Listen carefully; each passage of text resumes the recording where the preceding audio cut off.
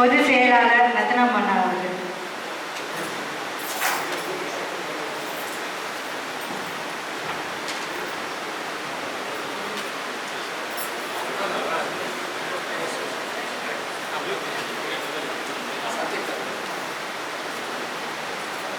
தாமரை சொந்தங்கள் அனைவருக்கும் வணக்கம். மாவட்ட தலைவருக்கு இன்று பிறந்த நாள்.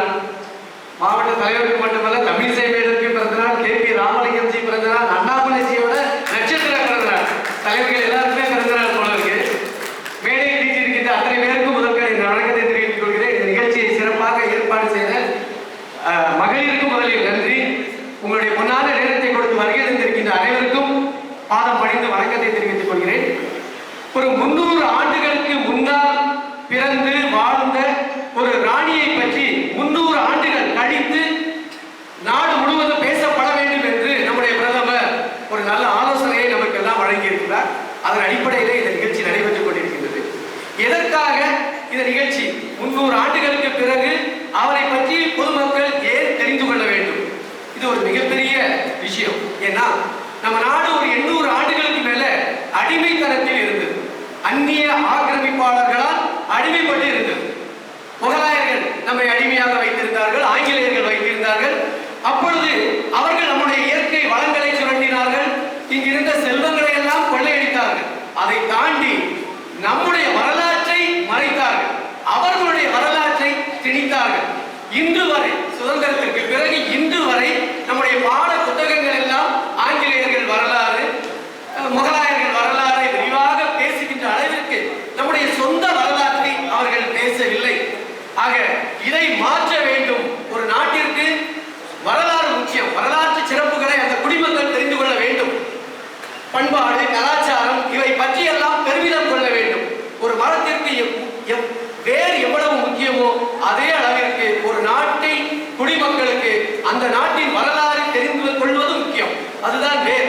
அந்த அடிப்படையிலே தான் 300 ஆண்டுகளுக்கு பிறகு நாம் அந்த ராணியை பற்றி நாம் தெரிந்து கொள்ள இருக்கிறோம். நம்முடைய தமிழ்நாட்டில் கூட சேர சோழ பாண்டிய வரலாறு எவருக்குமே தெரியாது. 5000 10,000 ஆண்டுகளுக்கு முற்பட்டது நம்முடைய வரலாறு. நம்முடைய நாட்டின் சக்தி அப்படிப்பட்டது. பெண்கள் சக்தி.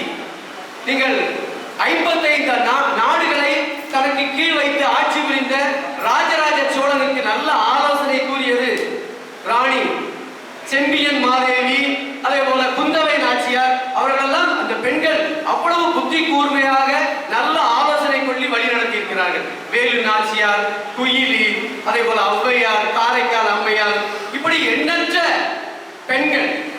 நீங்கள் நம்முடைய சுதந்திரத்திற்கு பாடுபட்டவர்களில் பல பேர் பெண்கள் இருக்கிறார்கள். நேதாஜி சுபாஷ் சந்திர போஸ் அவர்களுடைய படையிலே ஒரு வீர மங்கை இருந்திருக்கிறார். அந்த படையை வழிநடத்தியவர் ஒரு வீர பெண்மணி இருந்திருக்கிறார்.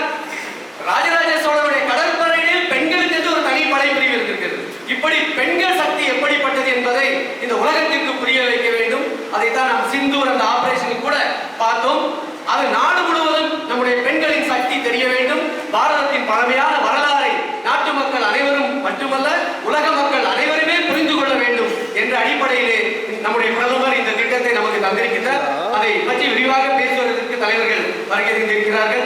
மீண்டும் ஒரு முறை இந்த நிகழ்ச்சியை சிறப்பாக ஏற்பாடு செய்த இந்த பொறுப்பாளர்களுக்கும் மாவட்ட தலைமைக்கும் தலைவர்கள் வந்திருக்கிற அத்தனை தலைவர்களுக்கும் நன்றி கூறி தெரிவு செய்கிறேன். பொதுச் செயலாளர் மகேஸ்வரி அக்கா அவர்களை மேடைக்கு அழைக்கின்றோம். அடுத்ததாக ராணி அகல்யா